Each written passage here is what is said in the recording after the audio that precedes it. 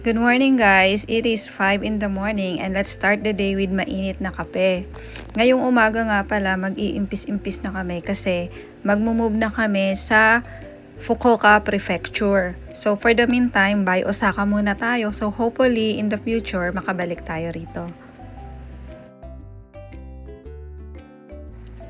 Everyday nagre-refill sila dito ng bottled water, ng sugar, ng creamer, tsaka ng coffee.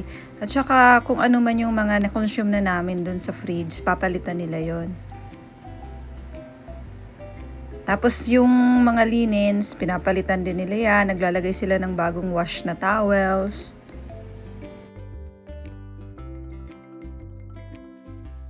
Konti na lang naman yung ililigpit namin ngayon kasi yung dalawang luggage namin kahapon, pinatransfer na namin through Yamato Luggage Delivery. Kasi parang ang hirap naman mag-commute na may dala-dala kang halos tig 25 kilos na maleta. Dalawa kasi yung tig-isa kami ng anak ko. Kaya ang ginawa namin, nag-inquire kami dun sa reception kung paano namin siya ipapadeliver dun sa next na hotel namin. Nagbayad kami ng 2,600 yen per luggage. Kaya dun sa dalawa, binayaran namin halos 50 Canadian dollars na siya pag kinonvert mo. Nakadepende kasi yung dun sa size ng luggage tsaka dun sa weight. At tsaka kung saan siya i-deliver na lugar. Hindi nga pala uso dito guys sa Japan ang magbibigay ka ng tip.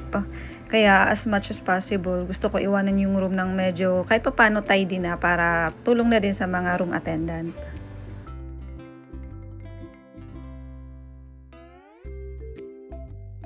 Huling sulyap nga pala kasi baka may maiwanan kami, mahirap na. Kami pa man din yung madalas makalimot ng charger. Yung nakasaksak pa siya dun sa wall.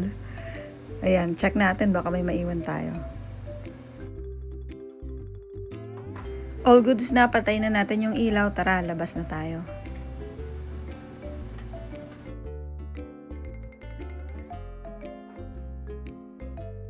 Mahirap sumakay ng public transportation kung may hila-hila kang malalaking maleta, diba? Tapos mabigat pa. Kaya I think worth it na yung ginawa namin kahapon na nagpa-luggage delivery na lang kami sa Yamato. Ganito ang itsura ng Minami Morimachi Metro Station basta wala pang 6 in the morning. Halos wala pang tao, 'di ba? Kami pa lang yata ang nandito eh. Dadaan kasi kami guys ng Chutenkaku Tower bago man lang kami umalis ng Osaka, masulyapan namin yun. Kasi ewan ko ba, ilang gabi kami rito, di man lang kami nakapunta ng nighttime doon. Balita ko maganda daw doon pag nighttime kasi ang gaganda ng mga ilaw. Pero sige, kahit na daytime, i-go na natin to. Lang namin dito sa locker yung dala naming isang shopping bag. 400 yen pala ang bayad. Depende dun sa size ng locker na gagamitin ninyo. Meron din kasi dong locker na pwede yung mga malalaking luggage. Pero ang bayad doon, medyo mahal na.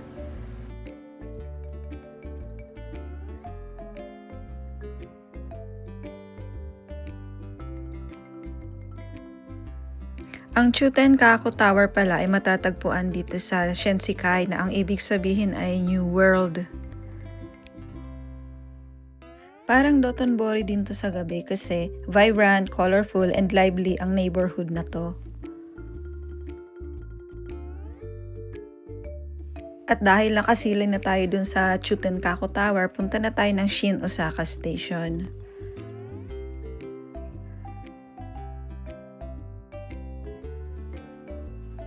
Maaga pa naman guys at saka nandito na rin naman tayo sa Shin Osaka Station. Kain muna tayo. Anyway, yung sasakyan naman nating train, Kodama 849, ang schedule nun mamaya pa 11:37 and it's only 10 AM. Kaya marami pa tayong time.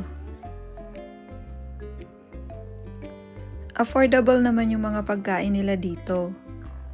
Kape lang kasi yung laman ng sikmura natin mula kaninang umaga.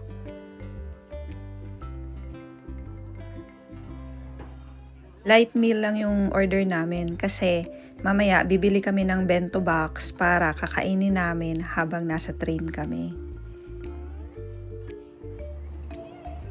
Bakit nga ba Kodama 849? Kasi, ayan na siya, paparating na, malayo pa, kita mo na yung kulay niya, oh. Kulay pink.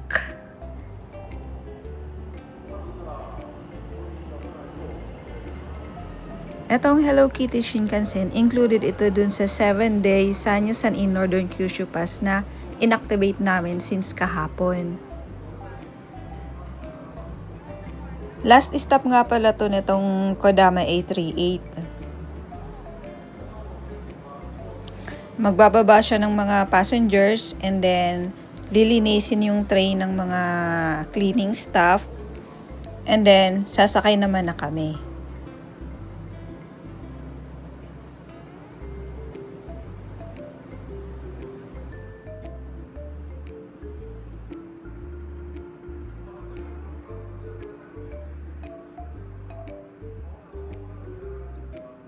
Twice a day lang ang biyahe nito. So, from 7:04 in the morning, aalis siya ng Hakata Station sa Fukuoka Prefecture. Tapos, dadating siya dito sa Shin Osaka Station ng 11:25. And then, lilinisin gaya nga ng sabi ko kanina. Tapos, sasakay na naman yung mga passenger bound to Hakata Station mula naman dito sa Shin Osaka.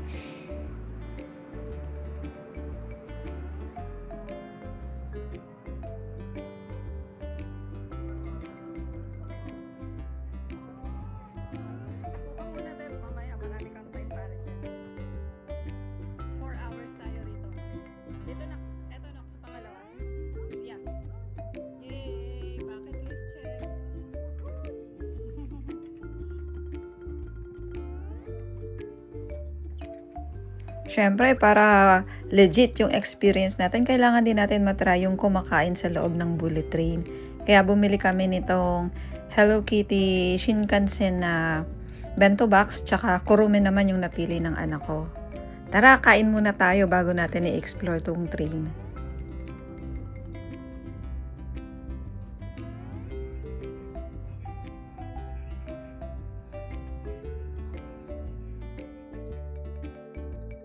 Umpisa natin sa window shade.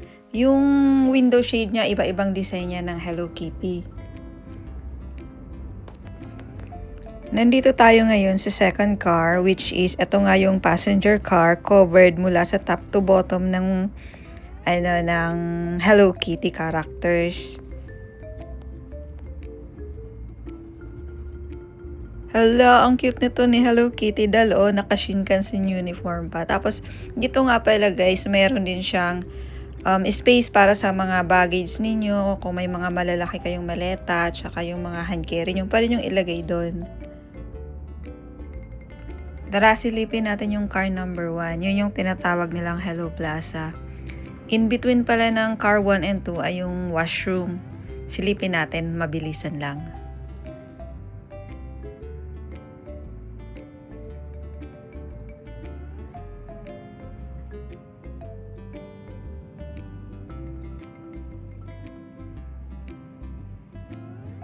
Kahit saan ka tumingin, may makikita kang Hello Kitty na decoration.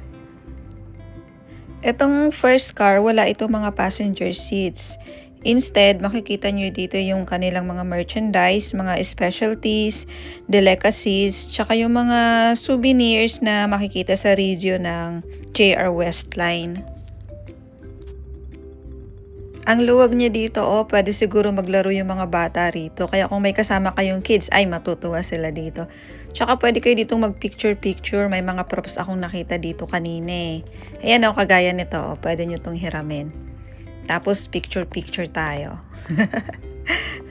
Ayan Diyan tapos upo kayo dito sa dito sa may window. Ayan merong ding date. Hindi magkakapagsinungaling kung anong date ka bumiyahe. Ayun kita nyo.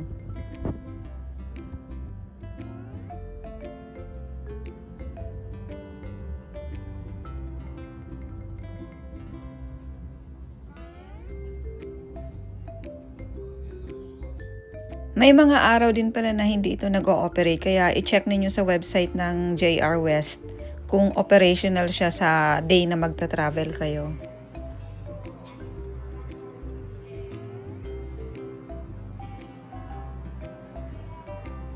Balik na tayo dun sa upuan natin kasi ang travel time namin is almost 4.5 hours kung di ako nagkakamali. Sa Hakata Station mismo ang baba namin, which is yun yung last stop. And then from there, sasakay uli kami ng isa pang Shinkansen, 15 minutes ride, papunta dun sa hotel namin sa Kurume. Nakababa na nga kami guys at inaantay na lang namin umalis siya. Hindi ko alam kung saan siya pupunta pero last stop na yung eto nga na Hakata Station. Wala nang passenger yan, yung driver na lang. Ayan o, ang cute-cute talaga niya.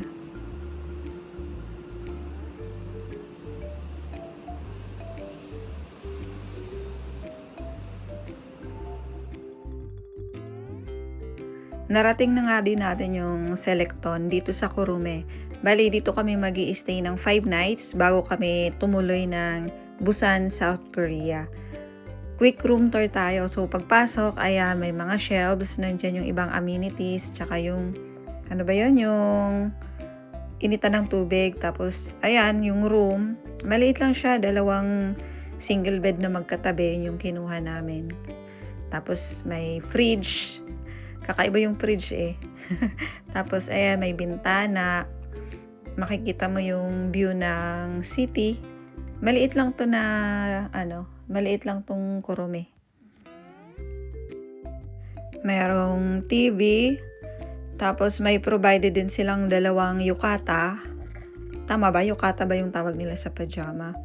Oo, yukata nga ata. Tapos, ito yung, yung washroom nila. Maliit lang din. Ayan, buksan natin yung ilaw. Ayan, shower. Tapos may mga amenities din dyan. Toothbrush, toothpaste. May shampoo, conditioner, tsaka body wash. Bilisan na natin kasi gutom na ako eh.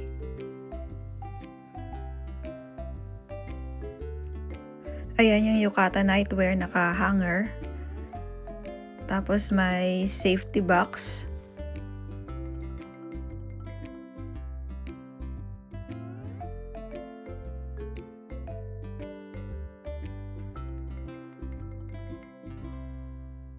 Ito yung maliit na fridge or parang mas gusto ko siyang tawaging cooler.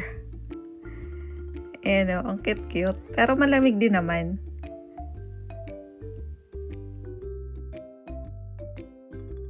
Hanapin natin kung nasan yung vending machine. Ayan. Tsaka, ay, andito rin yung microwave. Lagi kong hinahanap yung mga vending machines kasi pagka yung nauuhaw ka at kailangan mo ng tubig, wala ng tubig sa room nyo, ay ang handy lang basta may coins ka o kaya may card ka.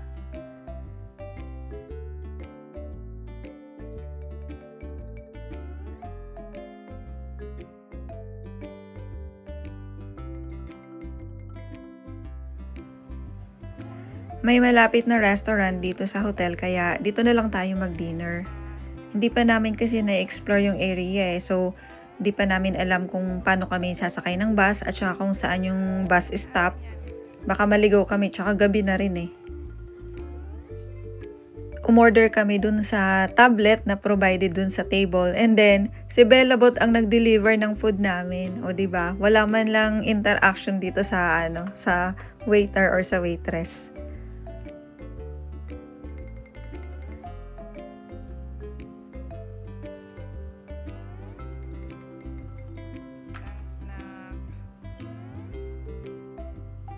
Kain po tayo. Yung expenses namin pala for today coming up